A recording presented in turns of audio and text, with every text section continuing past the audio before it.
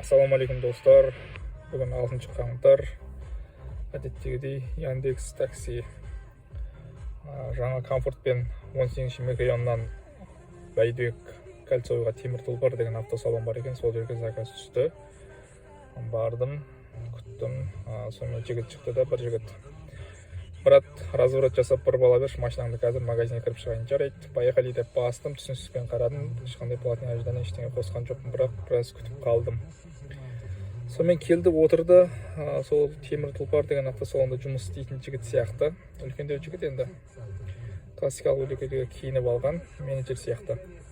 Сонымен айналып келу керек. Байтерсон жақпен жарайды айналып келдім. Магазинге кіріп шықты да мына бір Red Bull'ды алды. Өзіңмен бірге алдың ба, іштің ба, қайтып алып кетсе дұрыс болар еді. Мына өте қате тірлік болды негізі.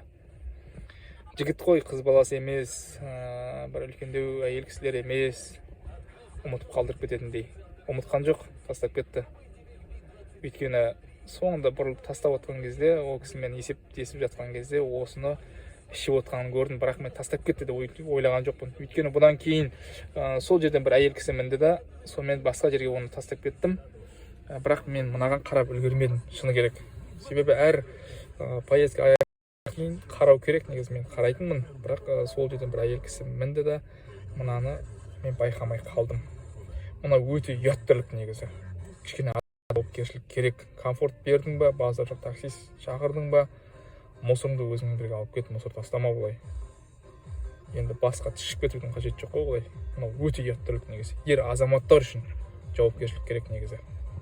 Тәрбие керек, білім қажет емес, мінез керек.